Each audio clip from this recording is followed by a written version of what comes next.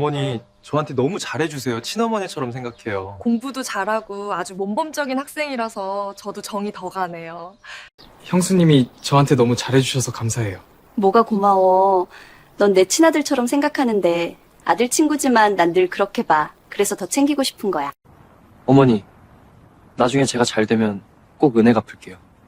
넌 똑똑해서 큰 사람 될 거야. 나는 그걸로 됐다. 어머니? 어떻게 그렇게 예쁘세요? 얘는 별소리를 다 한다. 흐뭇하네. 저 아직도 어리다고만 생각해요? 아니, 지금은 남자로 보여. 더 이상 못 참겠어요. 얘야, 이러면 안 돼. 하지 마.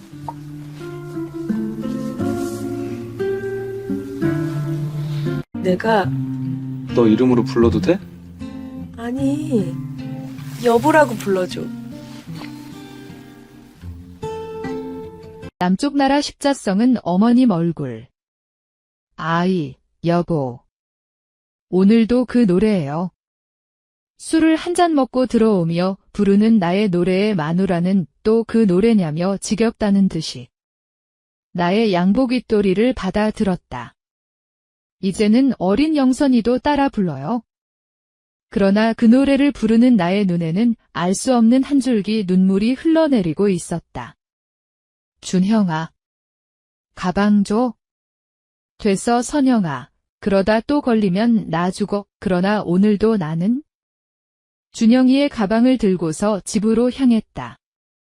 나는 고등학교 시절, 아니 초등학교 시절부터 준영이의 가방 못지었다. 내가 준영이보다 못난 것도 못하는 것도 없지만 단지 하나. 나의 아버지는 준영이 집의 집사이셨고 준영이 아버지의 그 당시 말로는 하인이었다. 어머니는 어릴 적 돌아가셨다. 어머니의 사망 이후 갈 곳 없는 아버지를 준영이 아버지가 거두어 준 것으로 알고 있다. 집은 준영이 집의 행랑채를 개조한 집에서 아버지와 단둘이 살았었다. 그렇게 어렵게 아니 어려운 생활이기보다는 힘들게 살면서도 웃으며 살 수 있는 하나의 이유는 바로 준영이의 새엄마 김선영 때문이다. 어릴 적부터 항상 나를 친아들 이상으로 생각을 하며 나를 대해주었던 준영이 새엄마, 나에게 애꿎은 행동을 많이 하는 준영이를 보며 항상 나무라고 내 편을 들어주었던 그녀였다. 그녀는 어느새 나에게는 빈자리를 채워주는 어머니의 역할을 대신하고 있었다. 그런데 그녀는 이상하게 피가 모자라는 병으로 그냥은 살 수 있는데 임신을 할 수 없다는 병이라고 했다. 임신을 하면 몸이 붓고 위험해지는 그런 병이었다. 준영이 새엄마는 몇 번의 임신을 했지만 그때마다 죽을 고비를 넘기며 유산을 했다고 한다. 지금은 우리랑 같이 한 집에서 살고 있다. 아버지는 그런 그녀를 항상 사모님이라 부르며 공손히 대하였고 나에게 항상 준영이 새엄마 같은 여자를 며느리로 맞을 수 있다면 이라고 말씀을 하셨다. 자연스럽게 준영이 새엄마는 나의 이상형이자 어머니로 가슴에 자리를 잡았고 그런 예쁜 그녀가 거의 웃음을 잃어버리고 지내는 것이 못내 아쉬울 따름이었다. 항상 청아하면서도 단정한 그녀, 한때는 동네 제일의 미인이었다. 대학 1학년 여름방학이 다 지나가는 어느 날 준영이는 서울 고문에 다녀온다고 자리를 비웠고 아버지와 준영이 아버지는 사업차 어디론가 가셨다. 준영이 아버지는 그렇게 가끔 보름 이상 자리를 비우는 일이 허다했고 가끔은 아버지가 동행을 하곤 했었다. 이 큰 집에는 준영이 새엄마와 나 단둘뿐이었다. 학교에서 공부를 하다 도저히 더워 참을 수가 없었던 나는 일찍 집으로 들어왔다. 차라리 샤워를 하고 집에서 공부를 하리라고 마음을 먹고서는 돌아왔는데 그런데 그것이 돌이킬 수 없는 일이 될 줄은 몰랐다. 집안은 정말 적적했다. 준영이 새엄마도 없는 듯 조용하고 바람까지도 숨을 죽인 듯. 더위만 살인적으로 내리쬐며 여름임을 나타내고 있었다.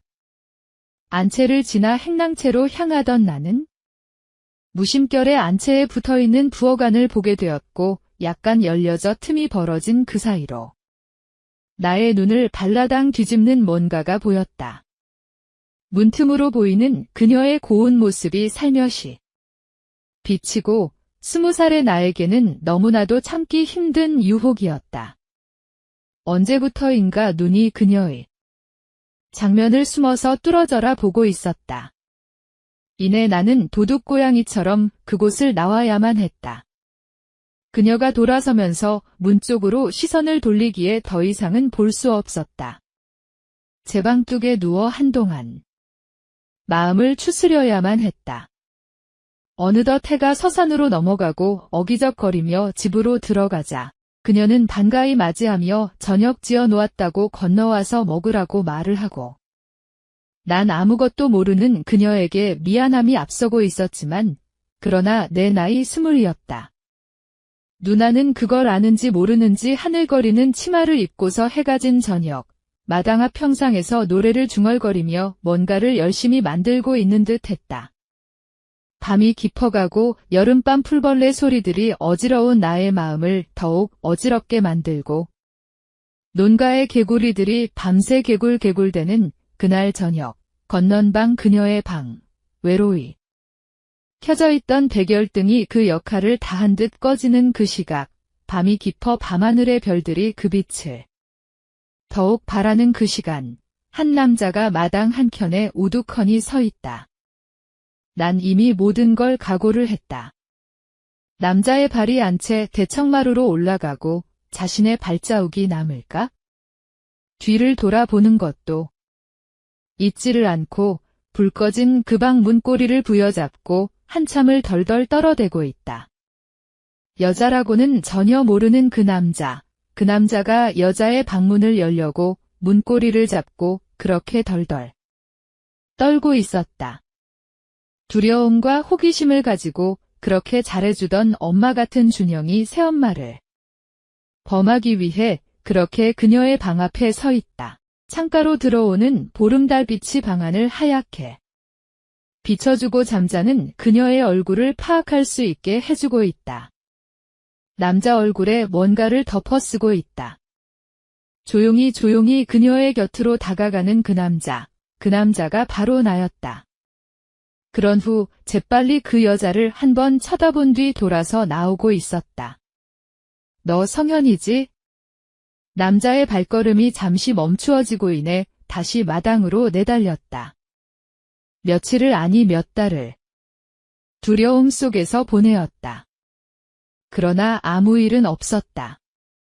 다만 그녀가 나를 대하는 태도가 예전 같지 않다는 것이다.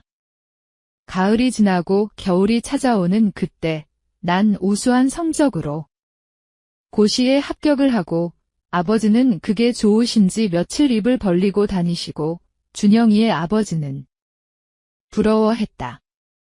그렇게 기분이 매우 좋게 나 나름대로의 꿈을 그리며 미래를 설계하던 그때였다. 청천벽력의 소리, 그건 그녀의 임신 소식, 그녀가 요 근래 들어 몸이 약간씩 부어오름을 알 수 있었던 나는 그게 단지 살이 쪄서 그런 줄만 알았는데 그게 임신이란 말인가? 더럭 겁이 났다. 그 아이의 아버지는 나였다. 만약 나라는 걸 사람들이 알게 된다면 어떡할 것인가? 준영이 아버지가 그녀를 반은 죽이다시피 닥달을 하고 있다. 누구의 아이냐며? 아버지가 누구냐며? 서방지를 했다고 닥달을 하고 있다. 그러나 그녀는 보기가 안쓰러울 정도로 참고 있었다. 이야기를 해버리는 게 낫다는 생각이 들 정도로 미련하게 이야기를 하지 않았다. 그녀의 몸이 점점 부어만 갔다. 예전에 이야기를 했던 그 병이 또다시 도지는 듯 했다.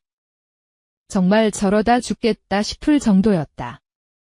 이제 준영이의 아버지는 애를 유산하자고 지우라고 그녀에게 강요를 하고 있다.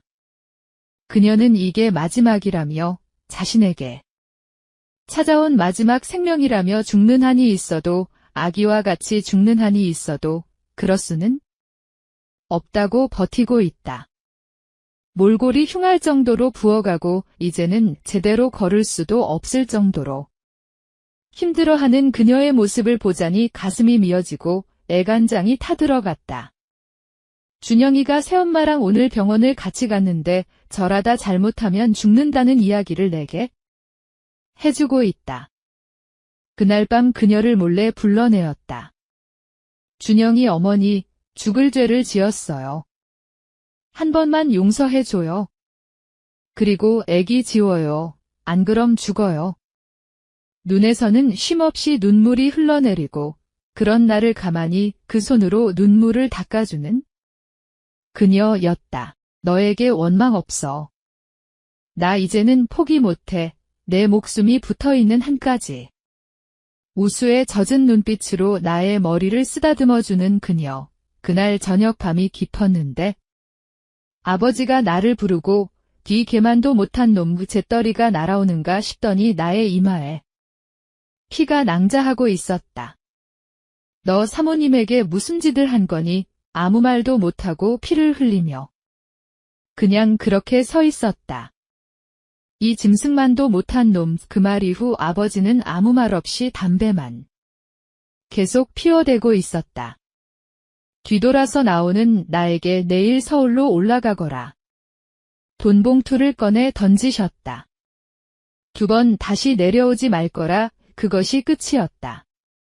촌동네 아줌마들이 나를 보고 고시에 합격한 걸 축하한다며 서로 손을 잡고 흔들어댔지만 그러나 나의 얼굴에는 짙은 어두움만이 깔려있을 뿐이었다.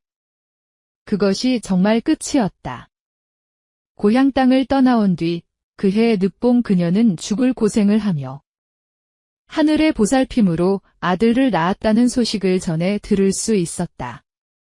그리고 몇 년이 지나고 준영이 아버지가 돌아가시고 준영이 마저 오토바이를 타고 가다 사고로 죽었다는 소식을 들을 수가 있었다.